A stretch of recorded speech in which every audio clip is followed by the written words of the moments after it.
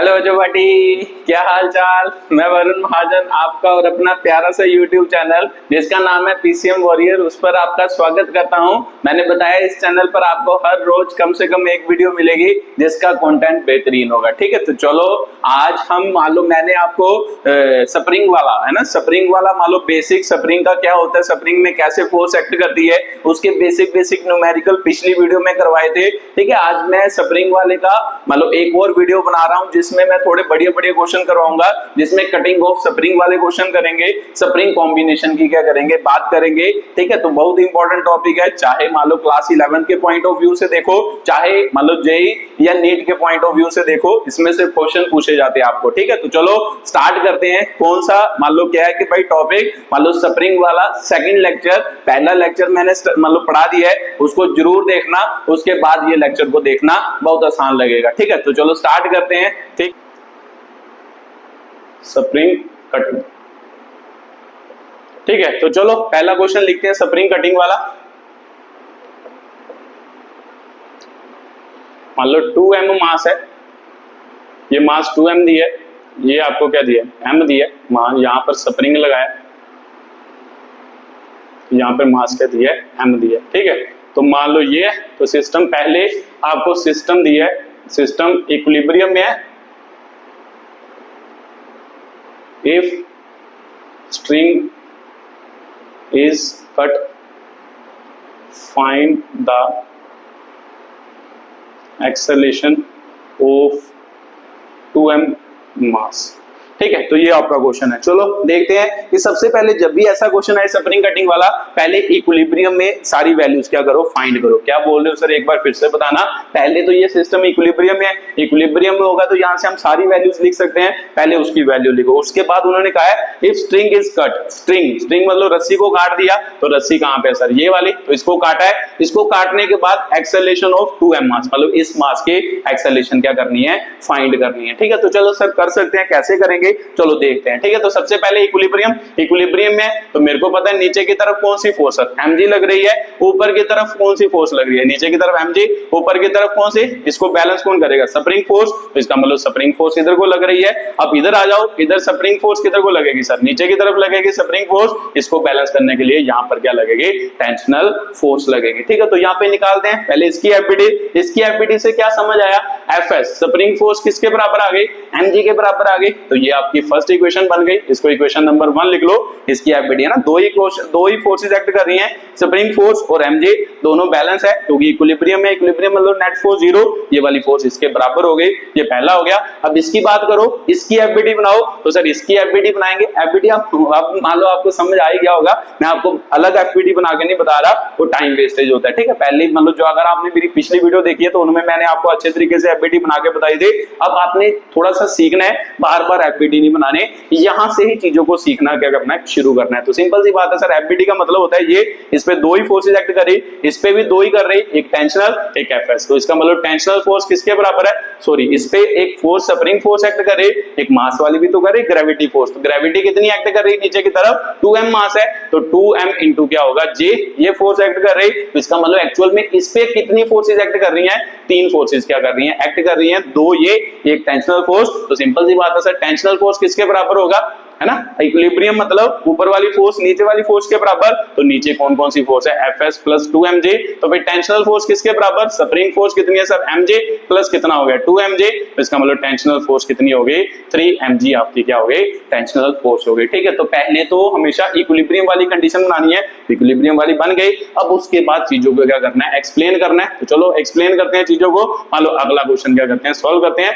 अब उसके बाद अगली बात करते हैं, अगली बात में उन्होंने क्या कहा, उन्होंने कहा कि भाई यहां से मान लो एक क्या ले, मान लो आपने मान लो यहां पे एक सीजर ले और सीजर से इसको क्या कर दिया, काट दिया। ठीक है, तो सीजर से इसको क्या कर दिया, काट दिया, रस्सी को मतलब सीजर से काट दिया। ठीक है, तो यहां से सीजर से काट दिया, तो जब इसको काटोगे, अब ध्यान से बात समझना, बच्चे कंफ्यूज रहते हैं इस बात में से, जो मैं आपको समझा रहा हूं इस बात में हमेशा कंफ्यूज रहते हैं। आपने कंफ्यूज नहीं रहना, आपने क्लैरिटी रखनी है। जब आप रस्सी को काटोगे, तो जब रस्सी को काट दिया तो सिंपल सी बात है सर, टेंशनल फोर्स तो जीरो हो गई, रस्सी को काटा, अब कोई सपोर्ट कर रहा है ऊपर से, कोई सपोर्ट नहीं कर रहा, तो इसका मतलब रस्सी मतलब क्या हो गई, मतलब छूट गई। छूट गई तो रस्सी तो तभी मतलब टेंशनल फोर्स लगाती है जब वो टाइट होती है। तो सिंपल सी बात है, जब भी आप किसी को काटोगे उसी वक्त उसकी वो वाली फोर्स क्या हो जाएगी, कैंसिल। तो सर कौन सी फोर्स, यहाँ पे रस्सी है तो रस्सी की टेंशनल फोर्स जीरो हो जाएगी, अगर आप स्प्रिंग को काटोगे तो स्प्रिंग फोर्स क्या हो जाएगी, जीरो। तो जब भी आप काटते हो ना, ये याद रखना है, जब भी आप काटते हो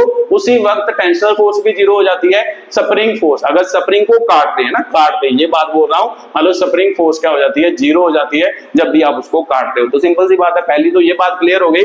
अब दूसरी बात, अब आपके दिमाग में आके जब मैं इसको काटा, मतलब इसकी एक्सेलरेशन पूछी है तो ये किधर को जाएगा, तो आपके दिमाग में आ रहा होगा कि सर इस पर मान लो एक तो ग्रेविटी फोर्स एक्ट कर रही है, एक स्प्रिंग, तो जब भी कभी मान लो जब भी कभी स्प्रिंग फोर्स एक्ट कर रही होगी तो सबसे पहले क्या होगा, मतलब आपको जब ये क्वेश्चन पूछता है वे उसी वक्त पूछता है जब आपने उसको काटा, ये बाद में नहीं पूछ रहा, मतलब उसी इंस्टेंट पर जब आप उसको काट रहे हो उसी टाइम पर ये पूछ रहा है कि इसकी एक्सेलरेशन क्या होगी।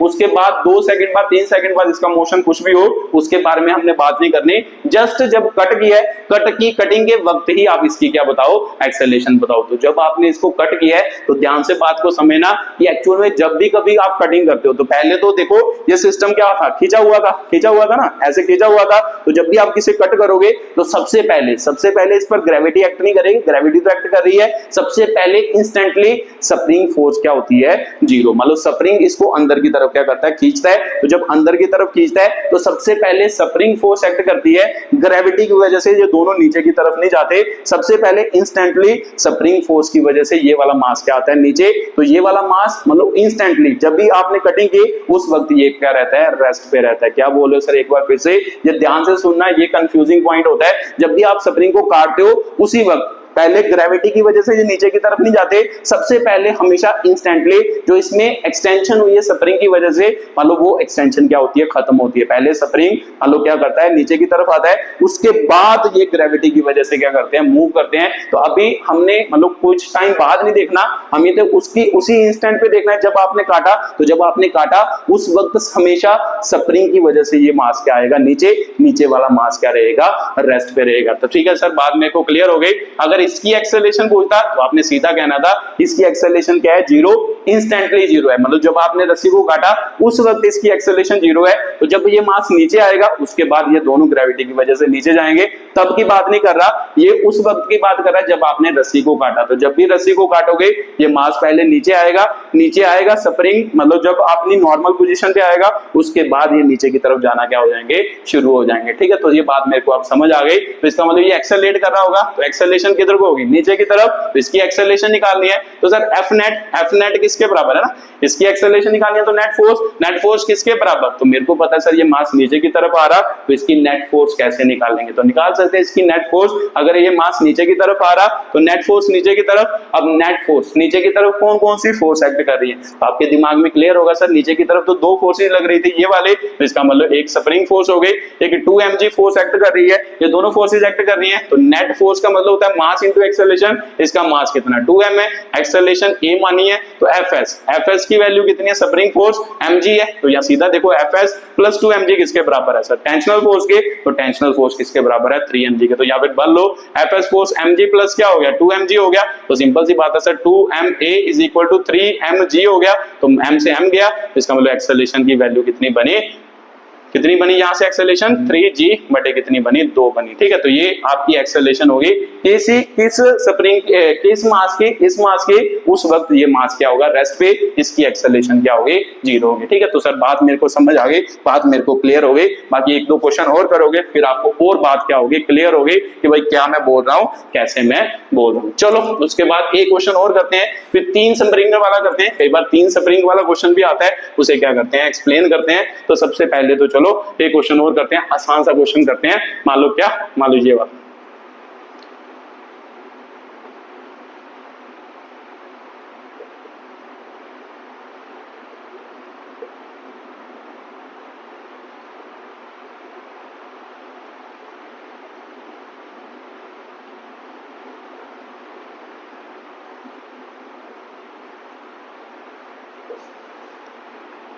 ठीक है, स्ट्रिंग को काटने के बाद इसकी एक्सेलरेशन की वैल्यू बताओ, कहता है कि भाई कितनी होगी। तो सिंपल सी बात है, सबसे पहले इक्विलिब्रियम, ये इक्विलिब्रियम है, अगर इक्विलिब्रियम है सबसे पहले इक्विलिब्रियम फोर्सेस लिखा करो। तो सर मेरे को पता है इस पर mg नीचे की तरफ ऊपर की तरफ है ना, mg नीचे की तरफ ऊपर की तरफ क्या एक्ट कर रहा है, टेंशनल फोर्स। तो इसकी एफबीडी में क्या होगा, तो सर इक्विलिब्रियम मतलब T इज इक्वल टू क्या होएगा, mg होएगा, ये वाली फोर्स इसके बराबर। अब इसकी एफबीडी लिखो, इस पर mg नीचे की तरफ एक्ट कर रहा, एक mg एक्ट कर रहा है नीचे की तरफ, एक टेंशनल फोर्स भी तो एक्ट करे नीचे की तरफ, टेंशनल और mg। उसके बाद सर मेरे को पता है कि स्प्रिंग फोर्स किधर को एक्ट करे, ऊपर की तरफ। तो स्प्रिंग फोर्स की वैल्यू कितनी हो गई, इसकी लिखे, तो स्प्रिंग फोर्स की वैल्यू कितनी हो गई, तो सर स्प्रिंग फोर्स बराबर होगा T प्लस क्या होगा, mg के बराबर होगा, है ना। स्प्रिंग फोर्स किसके बराबर, T प्लस क्या होगा, mg। तो सर T की वैल्यू तो पता है mg के बराबर, तो स्प्रिंग फोर्स mg प्लस क्या हो गया, mg। तो इसका मतलब स्प्रिंग फोर्स किसके बराबर, 2mg के क्या होगा बराबर, ये आपकी क्या आ गई, स्प्रिंग फोर्स आ गई। ठीक है, तो ये इक्विलिब्रियम कंडीशन आ गया। अब उसके बाद रीड करो, उसके बाद उन्होंने क्या बोला है, उन्होंने बोला है कि भाई हमने क्या करना है, इस रस्सी को काटना है। तो इस रस्सी को यहां से काट देते हैं, देखो ध्यान से, मान लो इस रस्सी को यहां से क्या करते हैं, काटते हैं। ठीक है, मान लो यहां से इसको काट दिया इस रस्सी को, तो जब काटा तो सिंपल सी बात है सर, अभी आपने बताया कि जब भी हम कट करेंगे तो रस्सी की टेंशन उस वक्त जीरो हो जाएगी, अगर स्प्रिंग को काटोगे तो स्प्रिंग फोर्स उसी वक्त क्या हो जाएगी, जीरो। तो सिंपल सी बात है सर, रस्सी तो जीरो हो गई, मतलब टेंशन जीरो हो गई। अब मेरे को पता है इसकी एफबीडी बनाओ, है ना, मतलब इसकी बात करो बी ब्लॉक की। तो सिंपल सी बात है, काटोगे तो ये किधर को जा रहा है, नीचे की तरफ, तो नीचे की तरफ कुछ ना कुछ इसकी एक्सेलरेशन होगी। तो जब ये नीचे की तरफ जा रहा तो मेरे को पता है सर नेट फोर्स लिखते हैं इसके रस्सी को काटने के बाद, F net is equal to क्या होता है, जिस तरफ जा रहा वो वाली फोर्स में से पीछे वाली माइनस कर दो, नीचे की तरफ जा रहा, नीचे कौन सी फोर्स है, mg है। तो सर ऊपर की तरफ कोई फोर्स लग रही, कोई भी नहीं लग रही, रस्सी तो कट चुकी है, तो टेंशनल फोर्स जीरो हो चुकी। तो सिंपल सी बात है sir, mass into acceleration is equal to m into J, A कटा, ए की वैल्यू क्या आ गई, जे। तो इसका मतलब एक्चुअल में ये कितनी एक्सेलरेशन है, नीचे की तरफ जा रहा, जी एक्सेलरेशन से नीचे की तरफ मूव कर रहा। ठीक है, तो उसके बाद अगला क्वेश्चन करते हैं ये वाला। तो जब आपने रस्सी को काटा, अब इसको ऑब्जर्व करो, इसको ऑब्जर्व करोगे तो मेरे को पता है कि सर स्प्रिंग तो एक्चुअल में जब आपने मतलब इसको इक्विलिब्रियम में रखा था, स्प्रिंग स्ट्रेच था, है ना, स्प्रिंग ऐसे था स्ट्रेच। तो जब स्ट्रेच था तो सिंपल सी बात है, काटोगे तो ये स्प्रिंग किधर को जाएगा, ऊपर की तरफ मूव करेगा, इसको किधर की तरफ लेके जाएगा, ऊपर की तरफ, क्योंकि नीचे की तरफ तो कोई फोर्स नहीं है। तो नीचे की तरफ कोई फोर्स नहीं है, कोई फोर्स मतलब टेंशनल फोर्स जीरो है, mg तो है नीचे की तरफ, बट ये क्या करेगा, स्प्रिंग हमेशा इसको ऊपर की तरफ क्या करेगा, फोर्स एक्सर्ट करेगा। तो सिंपल सी बात है सर, ये किधर को जाने की कोशिश करेगा, ऊपर की ओर जाने की कोशिश करेगा, क्योंकि पहले दो फोर्सेस इसको बैलेंस कर रही थी, T प्लस mg बैलेंस कर रही थी। अब T तो खत्म हो गया, अगर T खत्म हो गया तो ये फोर्स छोटी हो गई। ये फील तो आ रहा है ना कि आपके पहले आपको क्या कर रहा था, एफ स्प्रिंग फोर्स को कौन बैलेंस कर रहा है, ये दोनों बैलेंस कर रहे थे। तो जब ये खत्म हो गया, ये जीरो हो गया, अब ये केवल इसको बैलेंस थोड़ा ना कर पाएगा, क्योंकि दोनों मिलके इसको बैलेंस कर रहे थे, ये जीरो हो गया, तो फिर ये छोटा हो गया होगा, तो ये किधर को जाएगा, ऊपर की तरफ। तो सर इसकी एक्सेलरेशन ऊपर की तरफ कितनी हो गई, ए। तो इसकी एफबीडी लिखो, तो जब ऊपर की तरफ लिखोगे, नीचे को कौन सी फोर्स एक्ट कर रही, तो आपका आंसर होगा सर mg एक्ट कर रही, नीचे की तरफ mg, तो ऊपर की तरफ कौन सी, स्प्रिंग फोर्स। तो मेरे को पता दो ही फोर्सेस एक्ट कर रही हैं, तो नेट फोर्स किसके बराबर, स्प्रिंग फोर्स, है ना, स्प्रिंग फोर्स माइनस क्या होगा, स्प्रिंग फोर्स माइनस ऊपर की तरफ स्प्रिंग, नीचे की तरफ mg, तो माइनस mg हो गया। तो फिर F नेट क्या होगा, मास इनटू क्या हो गया, एक्सेलरेशन। तो स्प्रिंग फोर्स कितनी है सर, 2mg है, तो इसका मतलब 2mg माइनस क्या होगा, mj। तो sir m into a is equal to mg बचा, mg से m मतलब m से m कटा, a इज इक्वल टू क्या हो गया, g हो गया। तो ये किधर को जा रहा, ये भी g एक्सेलरेशन से ऊपर की तरफ क्या कर रहा, मूव कर रहा। ठीक है, तो बात मेरे को सर अब समझ में आई कि एक्चुअल में क्या होता है, कि मतलब जितनी एक्सेलरेशन से ये नीचे की तरफ जा रहा, उतनी एक्सेलरेशन से जे ऊपर की तरफ जा रहा है। क्यों जा रहा, ये बात आपको यहां से समझ आई होगी, क्योंकि ये दोनों मिलके इसको बैलेंस कर रहे थे। तो जब ये जीरो हो गई, अकेला इसको बैलेंस नहीं कर सकता, तो फिर ये बड़ी हो गई, क्योंकि इन दोनों की एडिशन इसके बराबर थे। अब ये खत्म हो गई, तो ये अकेला रह गया, तो ये फोर्स बड़ी हो गई, तो ये ऊपर की तरफ उसको क्या करेगी, खींचेगी। तो एक्सेलरेशन ऊपर की तरफ। तो ये आपका क्या था, अगला क्वेश्चन था, अगले क्वेश्चन की एक्सप्लेनेशन थी। उसके बाद आपका तीसरा क्वेश्चन आता है, मतलब इसी टाइप का एक क्वेश्चन आता है, जिसमें आपको तीन मतलब क्या दे देता है, ब्लॉक दे देता है। तो और बोलता है कि भाई वहां से टेंशन की वैल्यू निकालो, मान लो स्प्रिंग मान लो मान लो एक्सेलरेशन की वैल्यू निकालो, मान लो ये वाला क्वेश्चन कर लेते हैं, चलो एक क्वेश्चन ये भी कर लेते हैं, ठीक है। तो मान लो ये हो गया, यहाँ पे क्या है ए है, तो यहाँ पे क्या हो गया, मान लो बी ब्लॉक है, तो यहाँ पे एक और स्प्रिंग लगा है, तो यहाँ पे क्या हो गया, सी हो गया, ठीक है। तो मान लो ये क्वेश्चन है, मान लो यहाँ पर मान लो पहले सबसे पहले इक्विलिब्रियम है, तो सबसे पहले इक्विलिब्रियम कंडीशन पर इसकी वैल्यू लिखते हैं, मतलब सिस्टम किस पे है, इक्विलिब्रियम। तो जब इक्विलिब्रियम पे होगा तो इक्विलिब्रियम पे वैल्यू लिखो, इक्विलिब्रियम पे सर इसकी वैल्यू लिखेंगे सबसे पहले, है ना, इसकी वैल्यू लिखेंगे। चलो इसका मास भी दे देते हैं, सभी का मास क्या है, बराबर है, इसका मास भी m है, इसका मास भी क्या है m है, इसका मास भी क्या है m है, ठीक है। तो इसको A ब्लॉक कह दो, इसको B कह दो, इसको क्या कह दो, C कह दो। तो सबसे पहले इससे शुरू करते हैं। तो मेरे को पता सर नीचे की तरफ mj, ऊपर की तरफ क्या लग रही है, स्प्रिंग फोर्स, तो ये इसको बैलेंस करेगा, तो स्प्रिंग फोर्स है ना, तो स्प्रिंग भी 2 है, इसको Fs1 कह देते हैं, यहाँ पे Fs2 कह देंगे, ठीक है। तो Fs1 किसके बराबर होगा सर, mg के बराबर होगा, ये इसकी FBD से क्वेश्चन बन गया, ठीक है। उसके बाद इसको देखते हैं, तो सर मेरे को पता है इस पर स्प्रिंग फोर्स इधर को, इस पर स्प्रिंग फोर्स इधर को, एक तो Fs1 है ना, ये इधर को जाएगी, तो इधर को, यहाँ पर mg किधर को, नीचे की तरफ एक्ट कर रहा है, तो सर इधर भी mg एक्ट कर रहा है, तो इसका मतलब ये, तो ऊपर की तरफ कौन सी सर, टेंशनल फोर्स इधर को और टेंशनल फोर्स इधर को। अगर इसकी FBD बनाए तो इसकी FBD में 3 फोर्सेस, एक टेंशनल, 2 क्या कर रही है, ये तो इक्विलिब्रियम में, तो ये वाली इसके दोनों के बराबर हो गई। तो इसका मतलब T इज इक्वल टू क्या होगा सर, Fs1 प्लस क्या होगा mg, तो T is equal to Fs1, Fs1 की वैल्यू पता है, देखो mg प्लस mg कितना हो गया, 2 mg हो गया। तो इसका मतलब टेंशनल फोर्स क्या हो गई, 2 mg हो गई, कहां पर, यहां पर। उसके बाद सर मेरे को पता है अगर इसकी FBD बनाए तो इस पर कौन सी, नीचे की तरफ टेंशन, ऊपर की तरफ क्या कर रही है, Fs, तो सर टेंशन के साथ नीचे की तरफ mg भी तो एक्ट कर रही है, इसकी भी, तो सिंपल सी बात है, इसकी FBD से देखें तो Fs, अब स्प्रिंग फोर्स 1 थे, इसको 2 कह देते हैं, तो स्प्रिंग फोर्स 2 किसके बराबर हो गई सर, मेरे को पता है इक्विलिब्रियम में ये वाली फोर्स इन दोनों को बैलेंस करेगी, तो इसका मतलब T प्लस क्या होएगा, mg होएगा। तो Fs2 जो होगा वो किसके बराबर होगा, T की वैल्यू आपको पता है 2 mg हो गया, 2 mg प्लस mj, तो इसका मतलब Fs3 स्प्रिंग फोर्स कितनी होगी, 3 mg के क्या होगी, बराबर होगी, ठीक है। तो ये इक्विलिब्रियम कंडीशन से ये बातें आपको क्या हुई, क्लियर हुई, कहां से, इस क्वेश्चन से ये सारी बातें क्या हो गई, क्लियर हो गई, ठीक है। तो ये बातें तो आपको समझ आ गई, अब ये बातें समझ आ गई है, अब इसको क्या करते हैं, सॉल्व करते हैं 1 बाय 1। पहले सबसे पहले उन्होंने क्या किया, इस स्प्रिंग को काट दिया, ठीक है। सबसे पहले क्या किया, इस स्प्रिंग को क्या किया, काट दिया। तो चलो इस स्प्रिंग को काटते हैं, यहां से ये स्प्रिंग काट दिया। तो ध्यान से देखना, मैंने अभी आपको बताया कि जब भी आप मान लो रस्सी को काटते हो टेंशन 0 हो जाती है, स्प्रिंग को काटते हो स्प्रिंग फोर्स क्या हो जाती है, 0 हो जाती है। तो सिंपल सी बात है सर, जब आपने इसको काटा स्प्रिंग को, स्प्रिंग फोर्स क्या हो गई, 0 हो गई। जब ये स्प्रिंग फोर्स 0 हुई तो मेरे को पता है कि भाई ध्यान से देखो, है ना, ध्यान से देखो, ये स्प्रिंग फोर्स 0 हुई तो ये किधर को जाएगा, ये ब्लॉक्स किधर को जाएंगे, नीचे की तरफ। तो सबसे पहले ध्यान से देखो, ये ब्लॉक्स किधर को जाएंगे, नीचे की तरफ। तो पहले ये बात क्लियर करो, ये दोनों ब्लॉक तो नीचे की तरफ जाएंगे, क्यों जाएंगे, ये फील करो पहले। तो मान लो रस्सी को काटा, ऊपर वाली फोर्स 0, ये इसके साथ बंद है, तो मेरे को पता कि सर जब ये नीचे की तरफ जाएंगे तो रस्सी तो टाइट है, रस्सी क्या होगी, टाइट। तो अगर रस्सी टाइट है तो टाइट रस्सी इसको खींचने की क्या करेगी, कोशिश करेगी नीचे की तरफ। तो जब ये दोनों ब्लॉक तो सीधा सीधा नीचे की तरफ जाएंगे, सेम एक्सेलरेशन से जाएंगे। ये फील करना जरूरी है कि भाई क्या, मान लो ये दोनों ब्लॉक्स जो होंगे वो सेम एक्सेलरेशन से क्या जाएंगे, नीचे जाएंगे। क्यों, क्योंकि मेरे को पता सर ये वाला ब्लॉक और ये वाला ब्लॉक एक दूसरे से रस्सी से बंधे हैं, तो रस्सी जो होती है वो हमेशा टाइट होके ही दोनों को खींचती है। तो रस्सी तो हमेशा टाइट रहेगी, क्योंकि जब आपने इसको काटा ये फोर्स 0 हो गई, दोनों पर कौन सी फोर्स एक्ट कर रही, नीचे की तरफ नेट फोर्स एक्ट कर रही, कौन से, मान लो ग्रेविटी की वजह से कह सकते हो,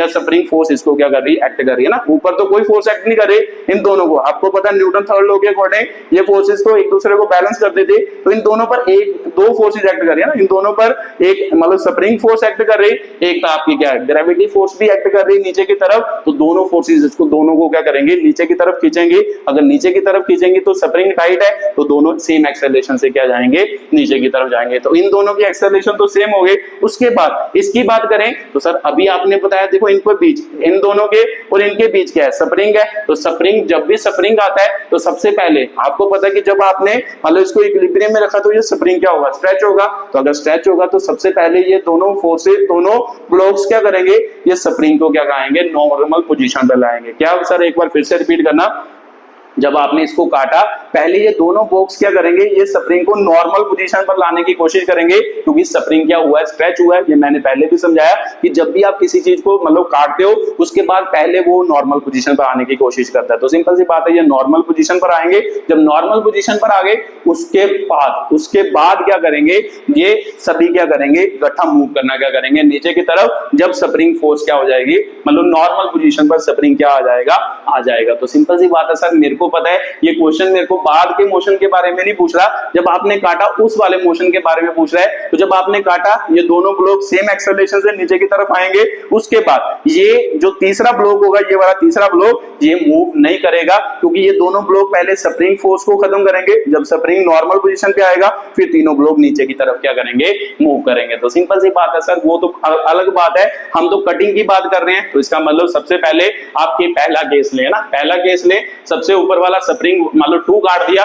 जब आपने स्प्रिंग 2 काटा तो इसका मतलब क्या, इसका मतलब सी ब्लॉक की एक्सेलरेशन यहाँ ए सी इज इक्वल टू क्या हो गया, 0 हो गया। ये बात तो मेरे को क्लियर हो गई, ये 0 हो गया। अब ये दोनों ब्लॉक सेम एक्सेलरेशन से जा रहे हैं, तो सिंपल सी बात है सर, ये तो सेम केस हो गया जो आपने पहले बताया था। अब मैं यहाँ पर भी क्या है, मतलब डायरेक्टली कर रहा हूं जो मैंने पहले भी आपको बताया था। कैसे, मतलब आप एक एक इक्वेशन लिख के भी कर सकते हो, इसकी लिखो, इसकी लिखो, उसके बाद है ना इसकी एफबीडी बनाओ, इसकी एफबीडी बनाओ, सीधा सॉल्व करो। मैं सीधा कर रहा हूं, कैसे, F net is equal to क्या होता है, F net is equal to क्या होता था, टोटल मास है ना, टोटल मास इनटू क्या होता है, एक्सेलरेशन। तो सिंपल सी बात है सर, आप ऐसे भी कर सकते हो। तो देखो ये रस्सी वाला केस है। अब मेरे को ध्यान से देखना, ये कट चुका है, अगर ये कट चुका है, ये स्प्रिंग खत्म हो चुका है, ये दोनों किस फोर्स, ये तो इंटरनल फोर्स है, ये तो 0 हो जाएंगे।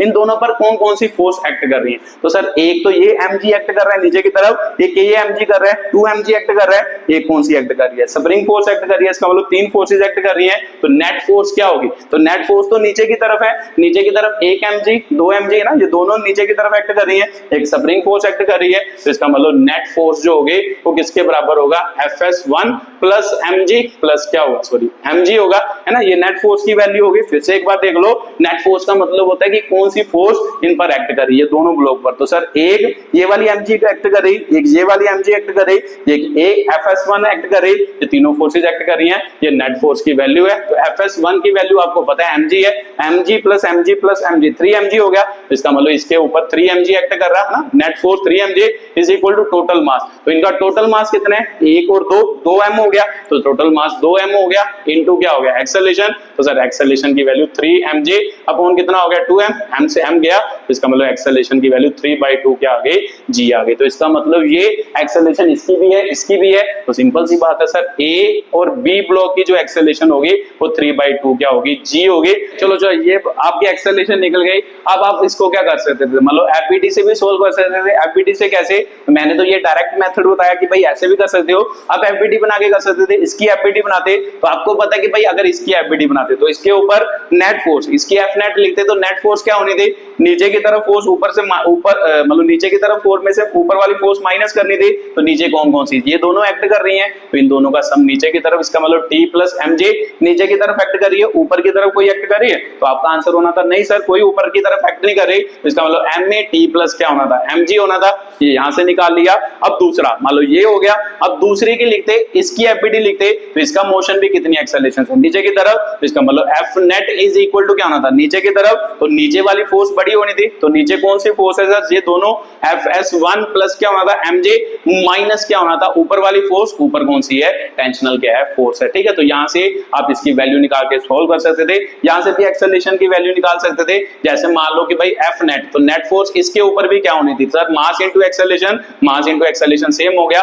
Fs1 की वैल्यू कितनी है, mj। इसका मतलब यहाँ पे 2 mg माइनस क्या हो जाना था, t होने जाना था। ठीक है, तो इन दोनों को ऐड करो। देखो इन दोनों को ऐड करोगे तो क्या बना, m में प्लस m में कितना हो गया, 2 m में हो गया। इन दोनों को ऐड करोगे, देखो ये इससे कट गया, तो इसका मतलब mg प्लस 2 mg कितना हो जाना, 3 mg। तो सिंपल सी बात है सर, m से m गया, इसका मतलब एक्सेलरेशन 3/2 क्या बन गया, g बन गया। ये आपकी एक्सेलरेशन की वैल्यू बन गई। अगर आप एफबीडी से क्या करना चाहते, सॉल्व करना चाहते, तो ये मेथड थोड़ा लेंथी होता है, इसीलिए मैं लिखता नहीं हूं। अब ये याद रखो, तो ये याद रखोगे तो सीधा सीधा आपका क्वेश्चन क्या कर लोगे सॉल्व। तो मेरे को पता है सर इसकी जो एक्सेलरेशन है सेम टू सेम इसकी एक्सेलरेशन है, आप ऐसे भी सॉल्व कर सकते थे, मैंने चलो ऐसे भी आपको सॉल्व करके बता दिया। ठीक है, तो चलो ये क्वेश्चन आपको क्लियर हो गया। अब मान लो कि भाई अगर आपको ये क्वेश्चन क्लियर हो गया, अब आपको क्या पूछ सकता था, टेंशनल फोर्स की वैल्यू भी पूछ सकता था। अगर सर मेरे को एक्सेलरेशन की वैल्यू पूछ ली तो टेंशनल फोर्स की वैल्यू भी पूछ सकता था। अगर आपको टेंशनल फोर्स पूछता तो टेंशन तो रस्सी में होती है, तो इसमें रस्सी की टेंशनल फोर्स पूछता तो फिर टेंशनल फोर्स लिखनी होती तो एफबीडी, इसकी एफबीडी बनाते। तो सर मेरे को पता है कि अभी आपने बना के बताई है, net force is equal to क्या होना था, नीचे वाली फोर्स कौन सी है, टी प्लस क्या है mg है, तो ऊपर वाली फोर्स है, ऊपर तो कोई फोर्स नहीं है, इसका मतलब यही फोर्स नेट फोर्स होगी। तो net force mass into acceleration, T plus क्या हो गया mj। तो एक्सेलरेशन की वैल्यू अभी आपने बताई सर कितनी आई, 3/2 into J is equal to T plus mg हो गया। तो यहां से टेंशनल फोर्स की वैल्यू निकल गई 3/2 mg हो गया ना, 3/2 mg माइनस क्या हो गया mg, उधर जाके माइनस, इसका मतलब ये इधर तरफ गया 3 mg माइनस 2 mg मतलब mj। तो इसका मतलब इसकी वैल्यू कितनी बनी, mg बटे कितनी बनी, 2 बनी। तो इसका मतलब टेंशनल फोर्स जो आई वो आपकी कितनी आई, mg बटे कितनी आई, 2। तो यहां से आपको फील आया होगा कि भाई टेंशनल फोर्स की वैल्यू सर ये तो कम हो गई। आपने जब पहले टेंशनल फोर्स की वैल्यू निकाली थी तो देखो वो 2 mg बना था, बट अब टेंशनल फोर्स की वैल्यू कितनी आ रही है, mg बटे 2। Tensional force self adjusting force है, हाँ टेंशनल फोर्स भी सेल्फ एडजस्ट कर रही है। एक्चुअल में पहले जब आपने रस्सी को नहीं काटा था ना, ये स्प्रिंग को नहीं काटा था, ऊपर की तरफ भी फोर्स लग रही थी, तो एक्चुअल में जो टेंशनल फोर्स है वो इसको भी क्या कर रही थी, बैलेंस कर रही थी। तो इस ये फोर्स की वजह से भी टेंशनल फोर्स लग रही थी, तो इसका मतलब टेंशनल फोर्स इसकी वजह से भी लग रही थी, इसीलिए टेंशनल फोर्स की वैल्यू ज्यादा थी। तो जब आपने इसको काट दिया तो इसका मतलब इसको मतलब टेंशनल फोर्स ने बैलेंस करना खत्म कर दिया, बट एक्चुअल में फिर इसकी वजह से ये फोर्स क्या कर गई, थोड़ी डिक्रीज कर गई। यहाँ पे 2 mg थी तो यहाँ पर कितनी रह गई, mg बटे 2 रह गई। तो एक्चुअल में टेंशनल फोर्स कम हो गई। जब टेंशनल फोर्स कम क्यों हुई, ये मैं रीजन आपको बता रहा हूँ। स्प्रिंग पहले ये टेंशनल फोर्स इसको भी बैलेंस कर रही थी, तो जब आपने ये फोर्स खत्म कर दी तो फिर टेंशनल फोर्स किसी को मतलब इस फोर्स को बैलेंस करना क्या कर दिया, बंद। अगर इसको बैलेंस करना बंद कर दिया, इसीलिए टेंशनल फोर्स की वैल्यू क्या कर गई, डिक्रीज कर गई। ठीक है, तो ये बात भी आपको क्लियर होगी कि भाई कैसे ये क्वेश्चन क्या होगा सॉल्व। अब यहाँ आपको ये क्वेश्चन जो है मतलब यहां से काटा है, अब यहां से काट के भी ये क्वेश्चन पूछा जा सकता था, यहां से काट के भी ये क्वेश्चन पूछा जा सकता था। ठीक है, तो इसके डिफरेंट डिफरेंट केस बनते हैं। अब आप खुद ट्राई करना, मैंने यहां से काट के आपको स्प्रिंग वाला केस समझा दिया है। अगर आप यहां से काटोगे तो कैसे ये वर्क करेगा, यहां से काट के भी ये केस बन सकता है, यहां से काट के भी ये केस बन सकता है। तो आप इसको क्या कर सकते हो, 1 by 1 क्या कर सकते हो, एक्सप्लेन कर सकते हो। ठीक है, तो चलो मान लो एक मैं और करके बता देता हूं, चलो मैं एक केस और करके बता देता हूं। ऊपर वाला कर दिया, अब मैं यहां से काट के आपको क्या बता देता हूं, केस बता देता हूं। ठीक है, तो ये बातें तो आपको समझ आ गई है। तो चलो सर एक केस और समझा दो कि भाई कैसे मान लो दूसरा क्या हो सकता था, मान लो इसी का दूसरा केस क्या हो सकता था वो बना लेते हैं। ठीक है, तो मान लो कि भाई यहाँ पे ये है, ये बी ब्लॉक है ना, ये बी ब्लॉक है, ये एक्सेलरेशन छोड़ दो, एक्सेलरेशन तो खत्म हो गई। अब मान लो कि भाई फिर से अगर मैं कहता दूसरा केस, मैं कहता कि भाई स्ट्रिंग को काट दिया, मैंने क्या किया, स्ट्रिंग को काट दिया ना, कटिंग कर दी स्ट्रिंग के। अगर स्ट्रिंग की पहले तो इसको काटा है, अब इसको काटा है, जब इसको काटोगे तो ये खत्म हो गया ना, रस्सी की स्प्रिंग फोर्स खत्म हो गई। अब उसके बाद इसको सॉल्व करो, जब आप इसको काट दोगे तो टेंशनल फोर्स तो 0 हो गई सर। तो इसका मतलब अगर टेंशनल फोर्स पूछता तो टेंशनल फोर्स की वैल्यू सीधा इस केस के लिए टेंशनल फोर्स क्या है, 0 है। अगर टेंशनल फोर्स 0 है तो मेरे को पता है कि भाई सर अब इसको छोड़ दो, अब इसको नहीं काटा, मान लो स्ट्रिंग नीचे वाले को काटा है, तो सिंपल सी बात है सर, मेरे को पता है जब आप इसको काटोगे तो मेरे को पता है ये ब्लॉक, क्योंकि ये एक्चुअल में स्प्रिंग क्या हुआ होगा, स्ट्रेच हुआ होगा, तो ये ब्लॉक किधर को जाएगा, ऊपर की तरफ जाएगा। ये ब्लॉक ऊपर की तरफ जाएगा। जब रस्सी को काटा तो ये किधर की तरफ जाएगा, नीचे की तरफ जाएगा। तो सर अभी आपने बताया कि अगर ये नीचे की तरफ जाएगा, एक्चुअल में इसमें भी एक्सपेंशन है, तो अगर इसमें भी एक्सपेंशन है, ये वाला ब्लॉक कहीं भी नहीं जाएगा। इंस्टेंटली क्या होगा, इंस्टेंटली है ना, इंस्टेंटली क्या होगा, ये वाला ब्लॉक किधर को जाएगा, नीचे की तरफ, तब तक जाएगा जब तक इसमें एक्सपेंशन खत्म नहीं हो जाती। तो जब एक्सपेंशन खत्म हो गई उसके बाद ये नीचे की तरफ मूव करना क्या करेंगे, शुरू करेंगे ड्यू टू ग्रेविटी। बट हमें जब क्वेश्चन पूछता है वो कहां से पूछता है कि जब आपने काटा उसी वक्त बताओ कि इनकी एक्सेलरेशन कितनी है। तो इसकी तो कोई एक्सेलरेशन नहीं होगी, ये पहले नीचे की तरफ जाएगा क्योंकि स्प्रिंग फोर्स को खत्म करना है या एक्सटेंशन को खत्म करना है, तो ये एक्सटेंशन को खत्म करने के लिए ऊपर को जाएगा, तो ये कहीं भी नहीं जाएगा। तो सिंपल सी बात है सर, एसी की वैल्यू क्या होगी, 0 होगी। अब इसकी वैल्यू निकालो और इसकी वैल्यू निकालो, इसकी वैल्यू निकालने के लिए इसकी एफबीडी, तो इसकी एफबीडी बनाते हैं। तो मेरे को पता है सर यहाँ से रस्सी तो कट चुकी है ना, रस्सी तो कट चुकी है, चलो फिर से बना लेते हैं, ये M हो गया, रस्सी तो कट चुकी है बी ब्लॉक के, अगर रस्सी कट चुकी है तो ये हो गया, तो सिंपल सी बात है सर F नेट लिखें पहले ब्लॉक के लिए, तो ऊपर की तरफ फोर्स लग रही है एक, mg नीचे की तरफ लग रहा है, FS2 क्या लग रहा है ऊपर की तरफ, ये दोनों क्या करेंगे ना ऊपर की तरफ है, ये बड़ी होगी ये छोटी होगी, तो इसका मतलब क्या होगा FS2 माइनस क्या होगा mg, तो नेट फोर्स क्या होता है sir mass into acceleration FS2 मतलब स्प्रिंग फोर्स, 3 तो कोई नहीं था, FS2 ही था ना, 2 फोर्स ये आई थी, FS2 दो ही स्प्रिंग थे, ये वाला और ये वाला, तो इसका मतलब इसकी वैल्यू कितनी है 3mj माइनस क्या हो गया mg, तो इसका मतलब मास इंटू एक्सेलरेशन कितना बचा 2mj, तो m से m कटा, तो सिंपल सी बात है a is equal to 2g के क्या हो गया बराबर हो गया, तो इसका मतलब इसकी एक्सेलरेशन ऊपर की तरफ कितनी है 2g है। अब उसके बाद इसकी एक्सेलरेशन की बात करेंगे तो ये नीचे की तरफ जाएगा, तो मान लो कि भाई नीचे की तरफ a एक्सेलरेशन से जाता है, तो यहाँ पर लिख देते हैं इसकी एफबीडी लिखते हैं, तो सर इसके ऊपर कौन कौन सी फोर्स, एक नीचे की तरफ mj, एक नीचे की तरफ FS1 लग रही है, ऊपर की तरफ कोई नहीं लग रही क्योंकि टेंशनल फोर्स क्या हो चुकी है 0, तो सिंपल सी बात है सर F नेट क्या होगा, नीचे वाली फोर्स FS1 स्प्रिंग 1 है ना, FS1 मतलब स्प्रिंग 1 प्लस क्या होगा mg होगा, ऊपर कोई फोर्स नहीं है तो लिख लो इसको, इसके मास इनटू एक्सेलरेशन हो गया FS1 मतलब स्प्रिंग फोर्स, मतलब स्प्रिंग की फोर्स किसके बराबर mj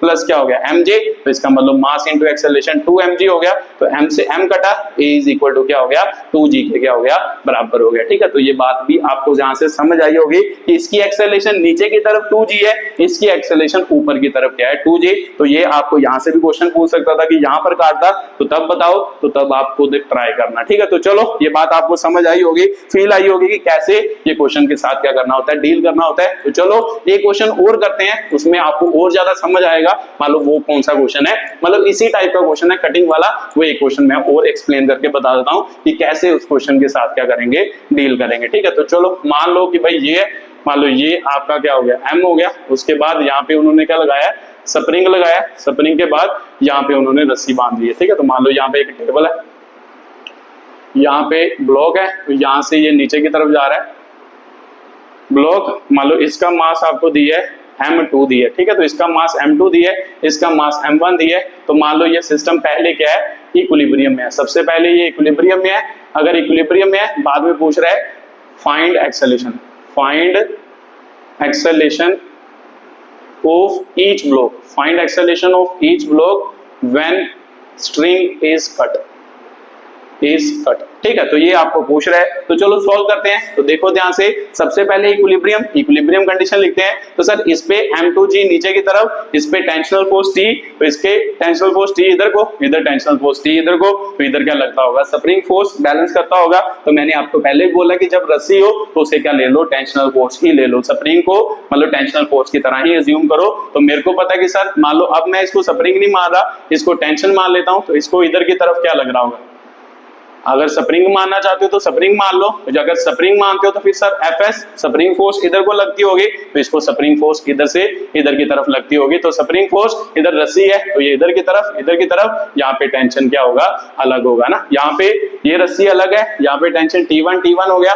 तो यहाँ पे मान लो T2 ले लेते हैं। ठीक है, तो चलो एफबीडी बनाओ, तो सर इसकी एफबीडी बनाएंगे तो फिर T2 किसके बराबर, इक्विलिब्रियम है तो ये वाली के बराबर होगा, तो M2 क्या होगा G होगा। तो सर ये टेंशनल फोर्स की वैल्यू तो पता चल गई अब मेरे को पता कि ये इक्विलिब्रियम पे है, इस पॉइंट पर ये वाली फोर्स और ये वाली फोर्स बराबर हो गई, तो सिंपल सी बात है सर T2 किसके बराबर है, स्प्रिंग फोर्स के बराबर है। तो अगर स्प्रिंग फोर्स के बराबर है तो स्प्रिंग फोर्स किस पे लग रही, इस पे लग रही, तो इस पे लग रही। तो ध्यान से देखो, अगर इस पे लग रही तो इसको लिखना चाहे तो इसके इस पर है ना, इक्विलिब्रियम कंडीशन है, इस पर स्प्रिंग फोर्स लग रही, पीछे की तरफ टेंशनल फोर्स लग रही, तो मेरे को पता है कि सर क्या फोर्स होगी, T1 इज इक्वल टू क्या होएगा, F स्प्रिंग भी होएगा। ठीक है, तो अगर F स्प्रिंग है तो इसका मतलब ये वैल्यू क्या हो गई, इसके बराबर होगी। तो ठीक है, तो एक्चुअल में देखो ध्यान से, ये सभी फोर्सेस बराबर होगी, T1 FS के बराबर है, T2 भी FS के बराबर है, T2 इसके बराबर है, इसका मतलब T1 is equal to T2 is equal to FS is equal to M2G के क्या है बराबर है। यहां से यही तो फीलिंग आया, ध्यान से देखो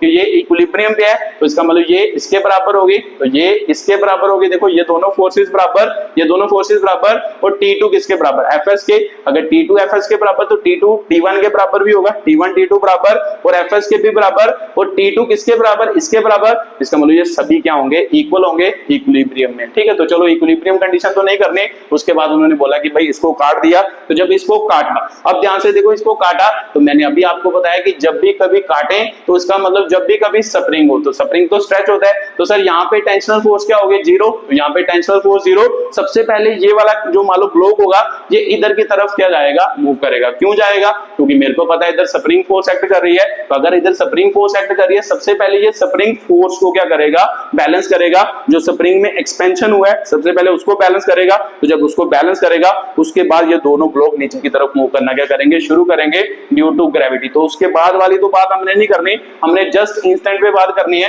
तो जब आपने इसको काटा उसी वक्त ये ब्लॉक इधर को जाएगा, तो ये ब्लॉक कहीं जाएगा, तो आपका आंसर होगा सर इसकी एक्सेलरेशन तो हमेशा क्या होगी, जीरो होगी। इसका मतलब A2 की वैल्यू क्या होगी, जीरो। क्यों जीरो होगी, ये बात तो आपको समझ आ रही है, क्योंकि पहले स्प्रिंग मान लो क्या होगा, नॉर्मल लेंथ पे आएगा, नॉर्मल लेंथ के बाद ये वाला ब्लॉक क्या करेगा, मूव करेगा। तो हमें सर उसी वक्त पूछता है जब मान लो आपने काटा उसी वक्त एक्सेलरेशन क्या होगी, उसी वक्त ये मूव करेगा, ये मूव नहीं करेगा। तो A1 की वैल्यू निकालो, A1 किसके बराबर, नेट फोर्स। तो नेट फोर्स किसके बराबर सर, आगे की तरफ जा रहा, तो आगे की तरफ कौन सी फोर्स है, स्प्रिंग फोर्स, तो इसका मतलब आगे की तरफ spring force. So net force किसके बराबर है ना, नेट फोर्स आगे की तरफ की फोर्स, पीछे तो कोई फोर्स नहीं है क्योंकि टेंशनल जीरो है, तो सिंपल सी बात है sir F net is equal to क्या होएगा, F स्प्रिंग, स्प्रिंग की फोर्स कितनी है, कितनी फोर्स है स्प्रिंग की, m2g है, तो सिंपल सी बात है सर F नेट कितना हो गया, मास इंटू एक्सेलरेशन, तो इसका मतलब m1 है ना, F नेट मतलब इसका मास इंटू एक्सेलरेशन m2g हो गया। तो सिंपल सी बात है सर A1 की वैल्यू कितनी आ गई, m2g अपॉन कितना आ गया, m1 आ गया। ये आपकी क्या आ गई, एक्सेलरेशन की वैल्यू आ गई, A1 की क्या आ गई, वैल्यू आ गई। ठीक है, तो ये बात भी आपको क्लियर हुई होगी कि भाई कैसे इसके साथ क्या करना था, डील करना था। ये अगला क्या है, क्वेश्चन है। ठीक है, उसके बाद एक टॉपिक और बचता है जिसमें कॉम्बिनेशन ऑफ क्या आता है, आपका स्प्रिंग आता है, तो चलो उसकी भी बात कर लेते हैं। ये बात भी आपको समझ आ गई कि स्प्रिंग के कैसे क्वेश्चन के साथ क्या करना होता है, डील। मैंने डिफरेंट डिफरेंट क्वेश्चन आपको क्या किए हैं, एक्सप्लेन किए हैं, तो आपको बातें क्या हुई होंगी क्लियर। तो चलो वो भी केस एक्सप्लेन कर लेते हैं स्प्रिंग वाला। तो लास्ट आता है कॉम्बिनेशन ऑफ क्या आता है, स्प्रिंग आता है। ठीक है, लास्ट वाला टॉपिक है मान लो स्प्रिंग का, वो भी एक्सप्लेन करते हैं धीरे धीरे, जल्दी जल्दी। कॉम्बिनेशन ऑफ क्या होता है, स्प्रिंग होता है। तो यहां पे लिख लो कॉम्बिनेशन ऑफ स्प्रिंग। ठीक है, कॉम्बिनेशन ऑफ क्या है, स्प्रिंग है। तो स्प्रिंग को एक्चुअल में दो तरीकों से क्या किया जा सकता है, आपको पता ही होगा, आपने रेजिस्टेंस पढ़ी होगी, तो रेजिस्टेंस पढ़ी है, तो रेजिस्टेंस को क्या करते थे, दो तरीकों से कनेक्ट करते थे। एक पैरेलल कॉम्बिनेशन होता है, ये क्या होता है, सीरीज क्या होता है, कॉम्बिनेशन। वही दो कॉम्बिनेशन किसके होते हैं, स्प्रिंग के भी होते हैं। ठीक है, तो चलो करते हैं पैरेलल और मान लो क्या है, मान लो पैरेलल कॉम्बिनेशन और क्या करते हैं, चलो मान लो पैरेलल और सीरीज कॉम्बिनेशन एक्सप्लेन करते हैं। ठीक है, तो मान लो एक स्प्रिंग ये लगा दिया, एक स्प्रिंग क्या लगा दिया, ये लगा दिया। अब मान लो ये क्या है, ब्लॉक है आपका, M ब्लॉक है। तो मैंने आपको पहले भी बताया, मान लो इसको हम क्या करते हैं, इधर से F फोर्स के साथ क्या करते हैं, खींचते हैं। तो जब मान लिया कि भाई इसको F फोर्स के साथ खींच रहे हैं, तो पहले तो आपको बातें क्लियर होना जरूरी है। मान लो ये दोनों स्प्रिंग है, तो दोनों स्प्रिंग अलग अलग है, तो सिंपल सी बात है सर, आपने बताया कि जो स्प्रिंग फोर्स होती है वो K इंटू एक्स होती है। तो मैंने आपको स्टार्टिंग में भी बताया होगा कि भाई क्या, जब आप स्प्रिंग को खींचते हो तो कई स्प्रिंग ज्यादा खींच जाते हैं, कई स्प्रिंग कम खींचते हैं। उसका कारण क्या है, उसका कारण होता है K एक्चुअल में क्या होता है, जिसे हम स्प्रिंग कांस्टेंट कहते हैं। इसकी वजह से ही कोई स्प्रिंग जो होता है वो ज्यादा खींचता है या कोई स्प्रिंग जो होता है वो कम खींचता है। तो ज्यादातर मान लो और लेंथ और रेडियस पे भी डिपेंड करता है। एक्चुअल में ये किस पे डिपेंड करता है, spring constant, nature of material. इसका मतलब कौन सा मटेरियल आप यूज कर रहे हो उस पर ये क्या करता है, डिपेंड। रेडियस पे भी करता है, रेडियस ऑफ वायर पे भी डिपेंड करता है, लेंथ ऑफ वायर पे भी डिपेंड करता है, इन पर भी डिपेंड करता है। बट जनरली हम देखें मतलब नेचर ऑफ मटेरियल पे डिपेंड करता है। तो इसका मतलब स्प्रिंग कांस्टेंट, हर एक मटेरियल की नेचर अलग अलग होती है। अगर नेचर अलग अलग होगी, स्प्रिंग कांस्टेंट अलग अलग होगा।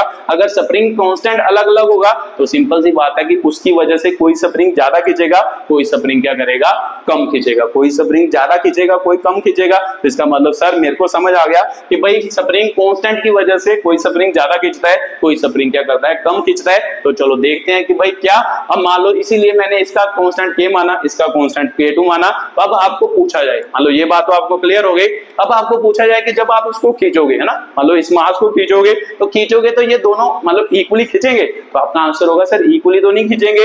ये लोग अगर ये K1 ज्यादा हो, मतलब K1 कम हो, तो ये आगे की तरफ आ जाएगा, देखो ध्यान से, जितना है ना, मान लो यहाँ से F इज इक्वल टू क्या होगा, के एक्स हो गया, तो मान लो फोर्स हम कांस्टेंट मान लें तो के क्या होता है, इनवर्सली प्रोपोर्शनल टू एक्स। तो इसका मतलब अगर इसको कांस्टेंट मान लेना, इसको कांस्टेंट माने, के एक्स कांस्टेंट हो गया, अगर के एक्स कांस्टेंट है तो फिर के कांस्टेंट अपॉन क्या हो गया, एक्स। तो सर जब मुझे पता है प्रोपोर्शनैलिटी साइन हटाते हैं तो कांस्टेंट लगता है, अगर कांस्टेंट हटाएं तो प्रोपोर्शनैलिटी साइन लगेगा। इसका मतलब अगर के ज्यादा होगा डिस्प्लेसमेंट क्या होगी, कम होगी, अगर के कम होगा तो डिस्प्लेसमेंट क्या होगी, ज्यादा होगी। ये बात तो आपको फील आ रही होगी, सर ये बात तो मेरे को क्लियर हो रही है। अब मान लो मैं के की वैल्यू को कम मान लेता हूं, कम मान लेता हूं, अगर मैं इसको कम मानूं, अगर ये कम होगा तो एक्स ज्यादा होगा, तो ये आगे की तरफ ज्यादा जाएगा, अगर इसकी वैल्यू ज्यादा है तो ये डिस्प्लेसमेंट कम करेगा, तो ये तो मान लो क्या है, डिस्प्लेसमेंट कम कर रहा है, तो इसका मतलब ये पीछे रहेगा, ये आगे रहेगा। बट हमने तो मान लो क्या करना है, ब्लॉक को खींचना है, हमने दोनों को इक्वल डिस्टेंस पे क्या करना है, खींचना है। तो सिंपल सी बात है सर, दोनों को इक्वल डिस्टेंस पे खींचना पड़ेगा,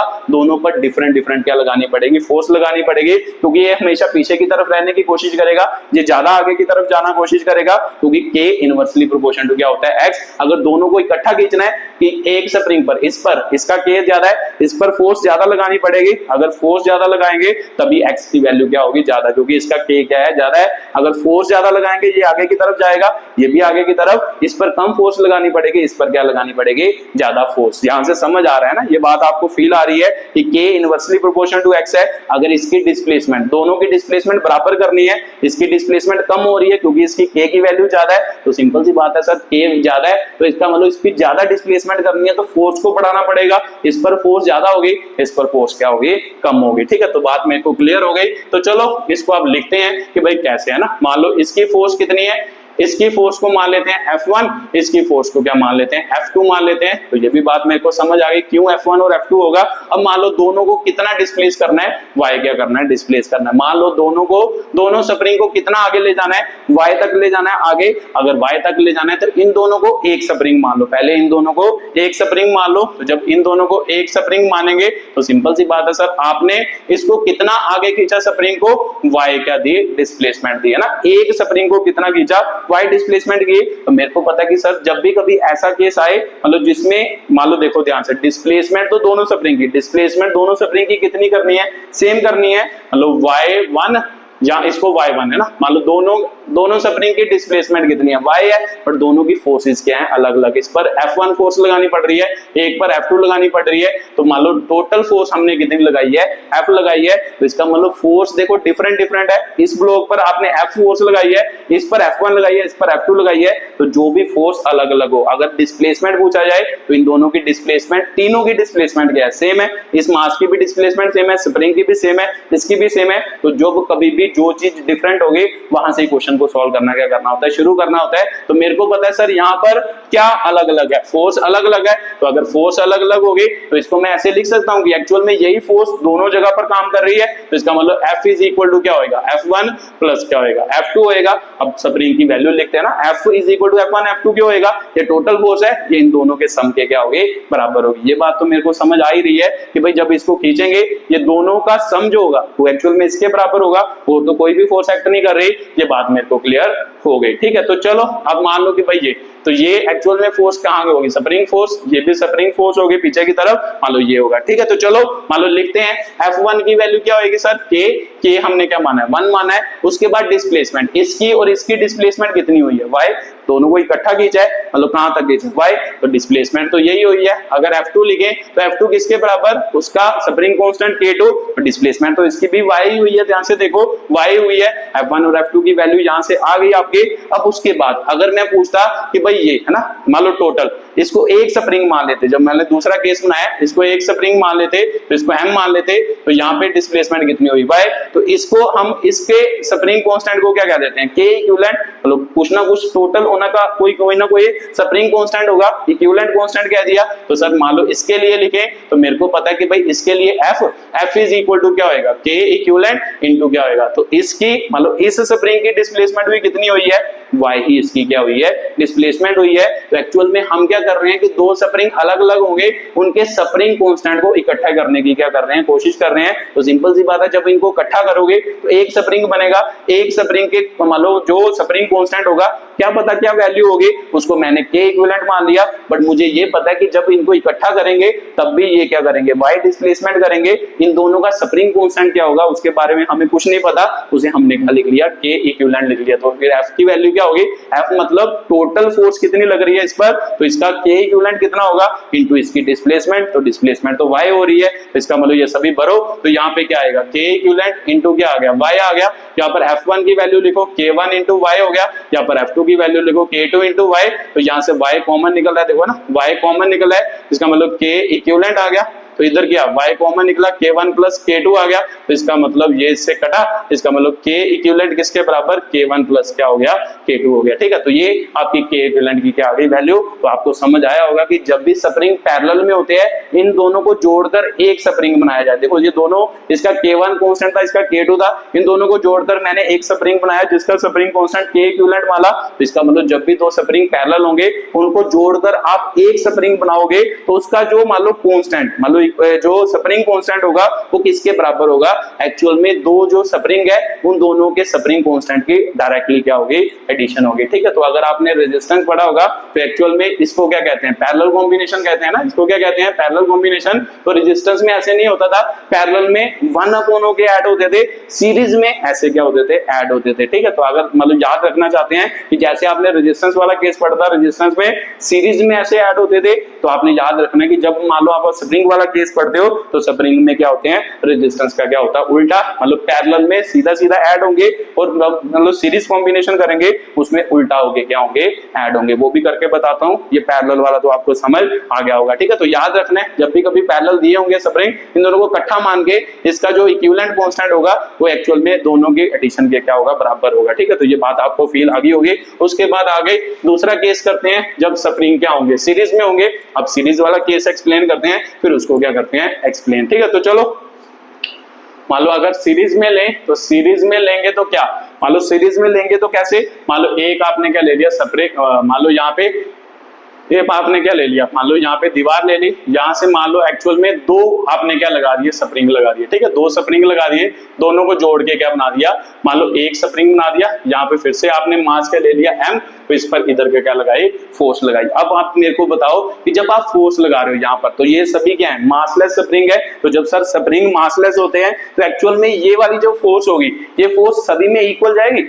अब आप खींचोगे, तो जब आप खींचोगे तो ये वाली फोर्स ही तो सभी जगह पर ट्रांसमिट होगी। तो आपका मेरा आंसर होगा सही है कि जब आप फोर्स लगाते हो एक्चुअल में उसमें फोर्स अलग अलग होती थी, क्योंकि एक स्प्रिंग ज्यादा खींच जाता था, एक स्प्रिंग कम खींच रहा था, तो दोनों को खींचने के लिए डिफरेंट डिफरेंट क्या लगानी पड़ती थी, फोर्स। तो यहाँ पर आपने सीधा इस ब्लॉक को खींचना है, तो सीधा ब्लॉक के साथ ये दोनों इकट्ठे अटैच हैं, तो जितनी फोर्स यहाँ पे लग रही, इन सभी में उतनी ही फोर्स क्या होगी, लग रही होगी। तो इसका स्प्रिंग कांस्टेंट मान लो K1 है, इसका कांस्टेंट K2 है। तो मेरे को पता है कि भाई फोर्स तो दोनों पर सेम लग रही है, पीछे की तरफ इस पर भी F ही लग रही होगी, इस पर भी क्या लग रही होगी, F ही लग रही होगी। मतलब स्प्रिंग फोर्स जिसे कहते हैं, मतलब इसको F1 कह देते हैं, इसको F2 कह देते हैं। अब उसके बाद अगर फोर्स मान लो क्या है, दोनों की है ना, फोर्स F1 की वैल्यू भी F ही है, F2 की वैल्यू भी क्या है, F ही है। बट एक्चुअल में जब आप इसको खींच रहे हो तो आपको पता है, मैंने अभी आपको बताया कि जब आपको सेम फोर्स से खींचते हो तो K इनवर्सली प्रोपोर्शनल टू क्या होता है, X। मान लो दोनों पर F फोर्स लगाओगे, दोनों पर अगर F क्या लगाओगे, सेम लगाओगे,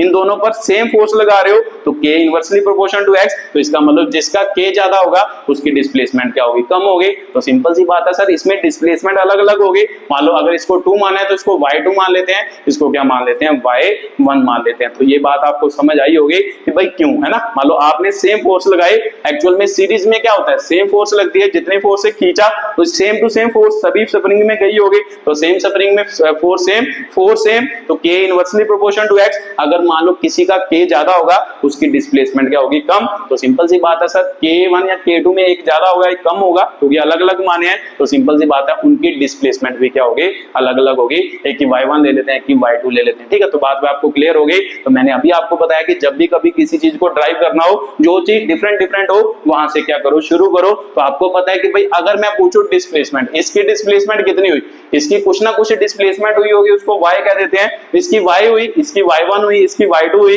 एक्चुअल में y किसके बराबर होगा, इन दोनों को प्लस करेंगे वही तो y के बराबर होगा। तो सिंपल सी बात है sir, y is equal to y1 plus y2 होगा। अब इनका स्प्रिंग कांस्टेंट लिखो, स्प्रिंग फोर्स लिखो, इसका मतलब F1 पहले स्प्रिंग पर फोर्स है ना, पहले स्प्रिंग की फोर्स लिखेंगे तो पहले स्प्रिंग का कांस्टेंट इनटू पहले की डिस्प्लेसमेंट। तो अब हमने क्या निकालना है, डिस्प्लेसमेंट निकालनी है। तो वो किसके बराबर, F1 अपॉन क्या होगा, K1 होगा।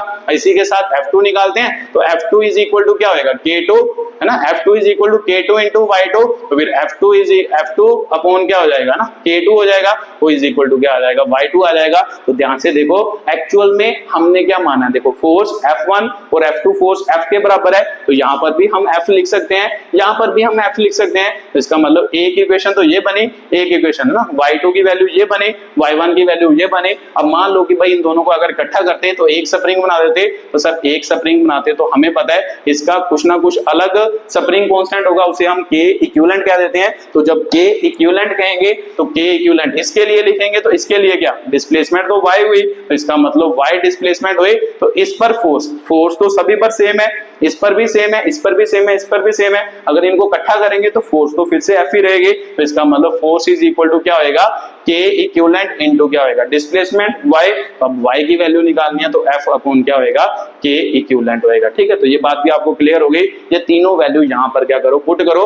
Y की वैल्यू कितनी है, F अपॉन क्या हो गया, K इक्विवेलेंट। Y1 की वैल्यू कितनी है, Y1 मतलब ये, तो यहाँ पे क्या होगा, F1 अपॉन K1 हो गया। Y2 की वैल्यू कितनी है, ये F अपॉन क्या हो गया, K2 हो गया। इनको क्या करो, ऐड करो, ऐड करके देखो कि भाई क्या आपका क्या बन रहा है, सोल्यूशन बन रहा है। तो जब इसको सॉल्व करोगे तो ध्यान से देखो, सॉरी F1 नहीं है, F ही लेना ना। ये बात तो आपको समझ आ रही है कि F क्यों लेना है, क्योंकि फोर्स सभी के हैं, सेम है। ठीक है, तो यहाँ पे F कॉमन निकालो, तो F K equivalent is equal to क्या होगा, F कॉमन निकल गया 1 upon K1 plus 1 upon K2 हो गया। तो ये इससे कटा, तो इसका मतलब 1 upon K equivalent is equal to क्या होगा, 1 अपॉन K1 प्लस 1 अपॉन क्या होगा, K2 होगा। तो ये बात भी आपको क्लियर हुई होगी। तो जब आप रेजिस्टेंस पढ़ते थे, रेजिस्टेंस में उल्टा होता था, सीरीज में ये पैरेलल में होता था, रेजिस्टेंस में पैरेलल में ऐसे होता था 1 upon R equivalent 1 upon R1 plus 1 upon R2 होता था, सीरीज में सीधा होता था, स्प्रिंग में उल्टा होता है। सीरीज में मान लो 1 अपॉन होके होता है और पैरेलल में क्या होता है, मान लो अलग अलग होता है। ठीक है, तो ये बात भी आपको समझ आई होगी यहाँ से।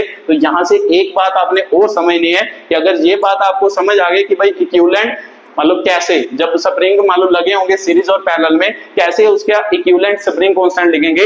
अब यहाँ से एक बात और समझनी जरूरी है। मान लो अगर दो अलग अलग स्प्रिंग हो, ठीक है, जैसे मान लो मैंने एक ये स्प्रिंग माना, अगर मान लो एक स्प्रिंग मैंने ये माना, इसका स्प्रिंग कांस्टेंट भी K, इसका स्प्रिंग कांस्टेंट भी K। तो जब हम इन दोनों को ऐड करेंगे, अब हम इन दोनों को क्या बना दें, जोड़ के एक स्प्रिंग बना दें, तो क्या फर्क पड़ेगा, यहाँ से हम निकाल सकते हैं। तो ध्यान से देखो, ये एक्चुअल में कटिंग वाला केस होता है। कई क्वेश्चन में आपको कटिंग वाला केस पूछता है कि आपने एक ही स्प्रिंग लिया, एक स्प्रिंग को काट दिया। तो सिंपल सी बात है, एक स्प्रिंग है, तो अगर आप एक स्प्रिंग को काटोगे तो दोनों स्प्रिंग की नेचर तो सेम ही रही, स्प्रिंग कांस्टेंट तो सेम ही होगा। तो इसका मतलब इसका स्प्रिंग कांस्टेंट और इसका स्प्रिंग कांस्टेंट सेम ही होगा।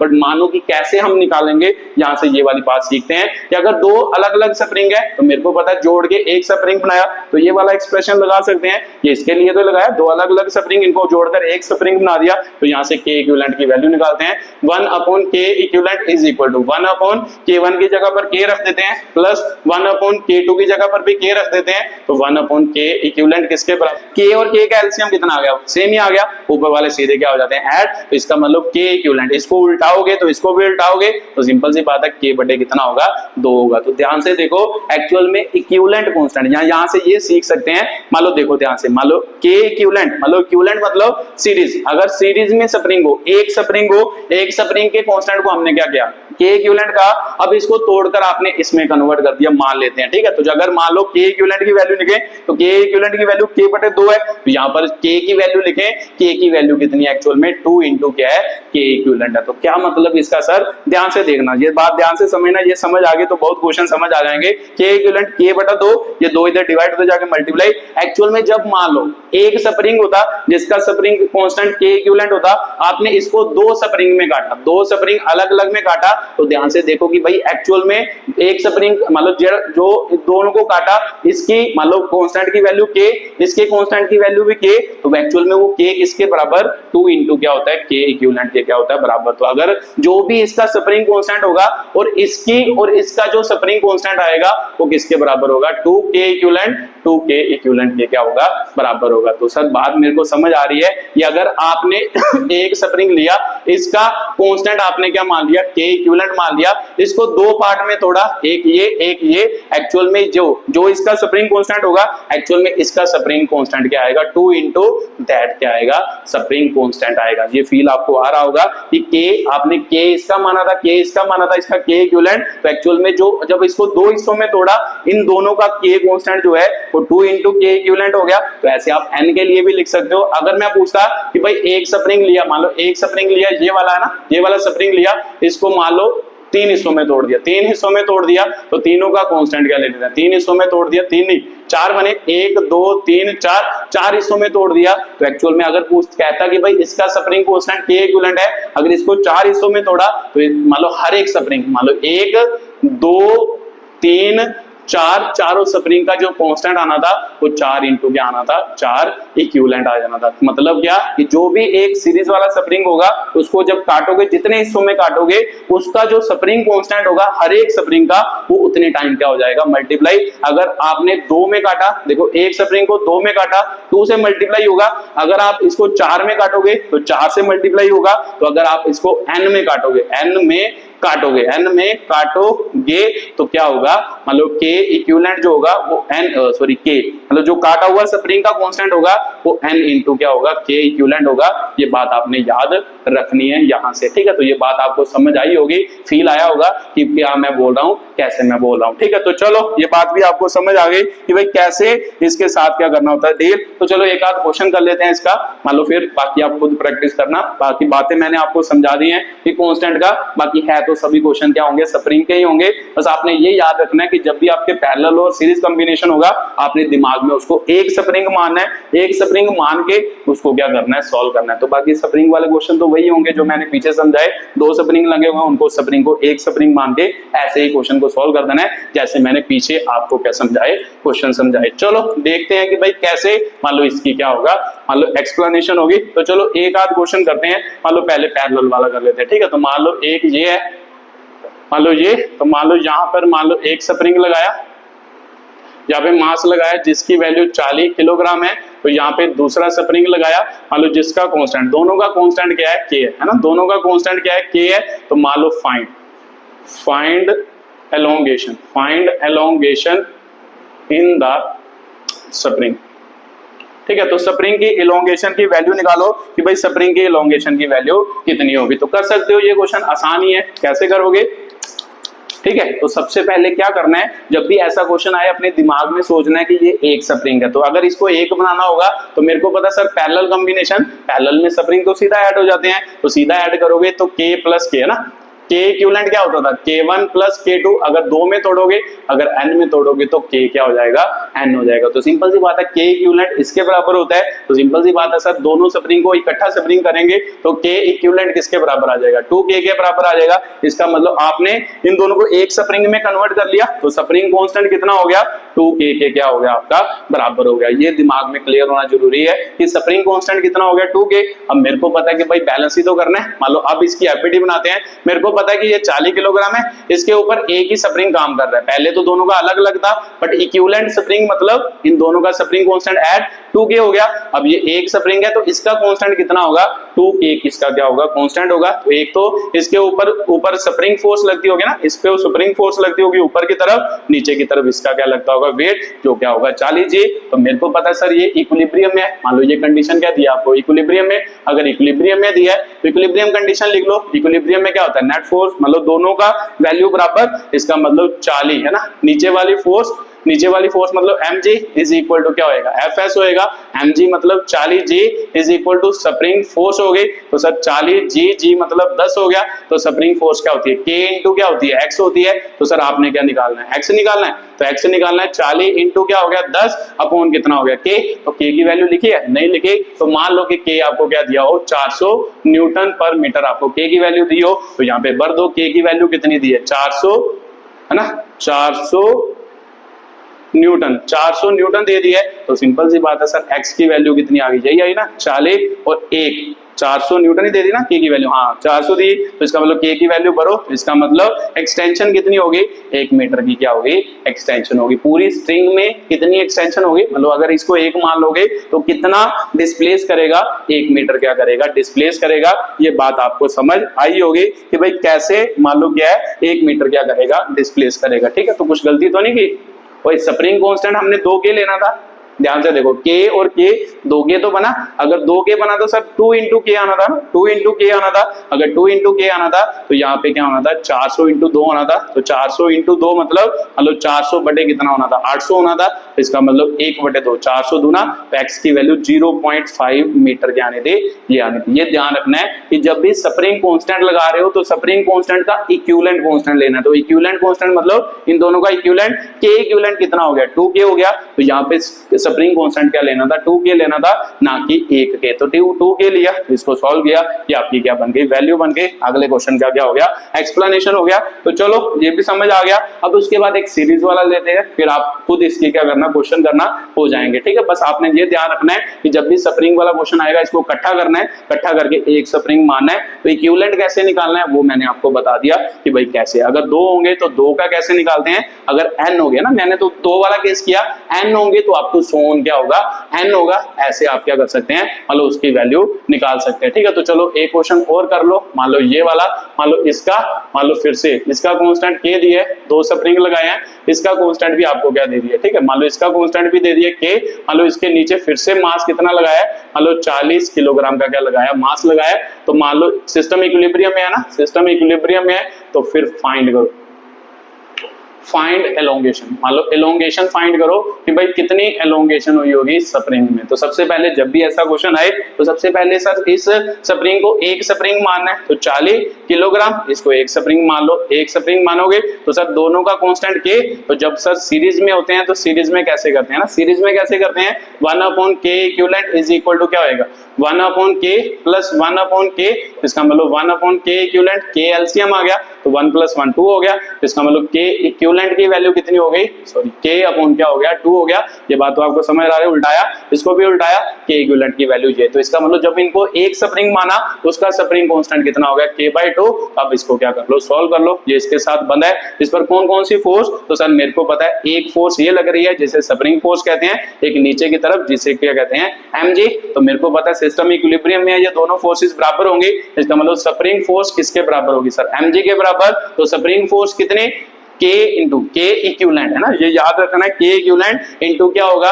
x होगा इंटू क्या हो गया mj, तो सर k इक्विवेलेंट की वैल्यू कितनी आ गई यहाँ पे k/2 आई है ना, इक्विवेलेंट की मतलब इन दोनों को जोड़कर कितनी वैल्यू आई ये k/2 इंटू कितना हो गया k/2 इंटू x, m की वैल्यू कितनी है 40 इंटू ग्रेविटी 10 हो गई, तो इसका मतलब x की वैल्यू कितनी हो गई k, फिर से मान लो कि कितना दिया है 400 न्यूटन पर मीटर आपको क्या दिया k, तो फिर x की वैल्यू कितनी हो गई 40 गुना 10 गुना 2 बटे कितना हो गया आपका 400 हो गया, ठीक है, तो इसको सॉल्व कर लो, देख लो क्या बन रहा है, क्या बन रहा है x इज इक्वल टू 400 दूना 800, 800 बटा कितना आया 400 आया, तो सिंपल सी बात है, ध्यान से देखो इसकी वैल्यू कितनी आ गई 2 मीटर, तो इसका मतलब डिस्प्लेसमेंट कितनी आई इस केस में 2 मीटर की क्या आई डिस्प्लेसमेंट, ये जो मास होगा वो 2 मीटर नीचे जाएगा अपनी नेचुरल लेंथ से, जो पीछे केस किया था वो 0.5 मीटर क्या जाएगा नीचे जाएगा, जब आप स्प्रिंग को क्या करते हो इकट्ठा करते हो, ऐसे आपको बातें क्या हो गई क्लियर हो गई, ठीक है, तो ये बातें आपको समझ आ गई होगी कि भाई कैसे इस टाइप के क्वेश्चन के साथ क्या करना है डील करना है, तो जब भी डिफरेंट स्प्रिंग दिए हो उनको सिंपल स्प्रिंग मानो, सिंपल एक स्प्रिंग मानो और उसका कांस्टेंट ये निकाल दो, ठीक है, तो मैंने आपको 2 के केस कराए हैं, जैसे 1/k इक्विवेलेंट, तो 1 क्या कराया था मैंने 2 स्प्रिंग माने थे, जरूरी नहीं है कि भाई क्वेश्चन में 2 ही स्प्रिंग हो, n स्प्रिंग भी हो सकते हैं, तो जनरल लिख लो, फॉर जनरल, जनरल आपको पता ही है n के लिए ये कौन सा कॉम्बिनेशन था सीरीज, सीरीज में ऐसे होता है, तो सर पैरेलल में कैसे होगा n होंगे तो सिंपल सी बात है, सॉरी k इक्विवेलेंट किसके बराबर होगा, मान लो k1 plus k2 up to सोन क्या होगा, kn होगा। ठीक है, तो ये n के लिए क्या होता है, फॉर्मूला भी वैलिड है, मान लो 2 के लिए भी वैलिड है, कैसे क्वेश्चन को डील करना होता है ये भी बात आपको समझ आ गई होगी। ठीक है, तो इसी के साथ इस वीडियो को खत्म करते हैं। वीडियो को देखने के लिए बहुत बहुत धन्यवाद।